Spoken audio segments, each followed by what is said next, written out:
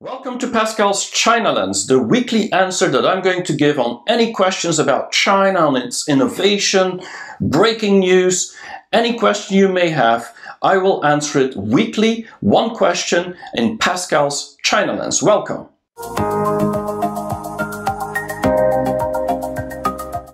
So the question on everyone's mind these days is about Hong Kong when it comes to China. What will be the future of Hong Kong? It's a very, very interesting question, and I'm going to try and answer it as well as possible, although I'm not a political expert. But for me, it's really about the one country, two systems situation, which means that there's an agreement with the UK that until 2049, Hong Kong will have its own freedoms. And the world believes with this new law being voted on the 1st of July or implemented on the 1st of July, this could be in jeopardy, and people in Hong Kong will not have their freedom of speech and freedom of expression and democracy, and all these things are in jeopardy. Now, the Chinese side, Beijing, looks at it the exact opposite. They claim looking at Hong Kong for the past year, it's been under siege almost, there's been turmoil, demonstrations, terrorist activities, lots of danger, which means this country that is to be two systems is now a country where part of it is actually under risk of going down. Which means, according to the Chinese, the one country, two systems is at jeopardy. And so we have the same goal, the Chinese and us, but one needs the law, the other one doesn't need the law, because otherwise it doesn't work. And so this is very interesting. But what is this law really about? And I'm not going to go into much detail, but this is really about secession. It's about the terrorist activities, that is a law against that. And then, of course, there's the collusion with foreign nationals against national security. So these three laws is really quite logical in the context of China, because we don't want this Hong Kong to separate from the country. That's about secession. We of course don't want terrorist activities. No country wants that. And it also makes sense that treason is also not something that would be welcomed in Hong Kong. So these three make kind of sense. The fourth one, which is a lot about subversion, and that means undermining the authority of the regime, meaning the Hong Kong government, that is an open ending. And so that fourth one is actually the one that is a little bit tricky. The other three, I think we can have a lot of discussions about it, but ultimately I think most of the Western countries do the exact same, so China doesn't see why this would be a big problem. Now, why is this a problem?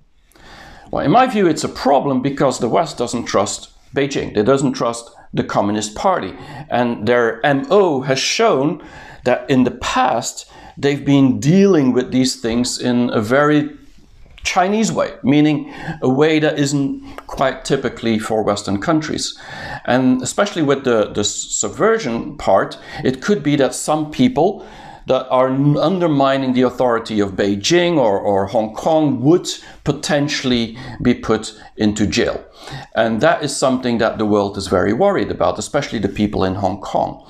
Now, I believe if we look at the future of Hong Kong, I believe there's a few things that will happen now.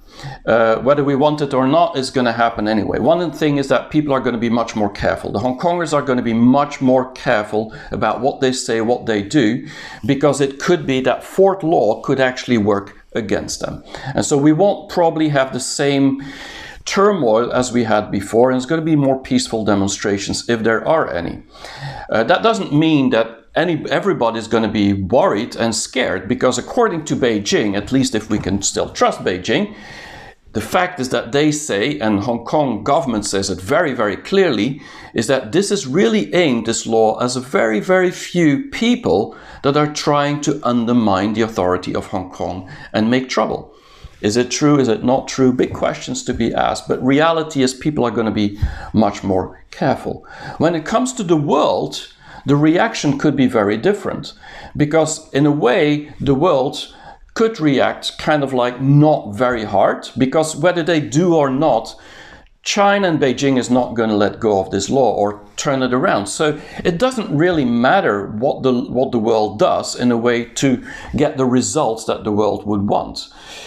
Is that a good thing? Probably not. But reality is that China and Beijing is convinced that if the world doesn't react very tough on what these laws are about now, or what these results will be, then the world, especially America, is like a paper tiger, and they will feel strengthened that they made the right decision. Now, on the other hand, if the world decides to react very violently and directly and put a lot of sanctions on Hong Kong, I do believe China will feel, and Beijing will feel, like they are proven right that actually the whole turmoil and the whole demonstrations in Hong Kong was much more about toppling Beijing and making sure that Beijing and the Communist Party would actually fail or be in trouble, rather than about democracy rights. And so whatever the world does, be tough or not tough, I believe China will feel they made the right decision.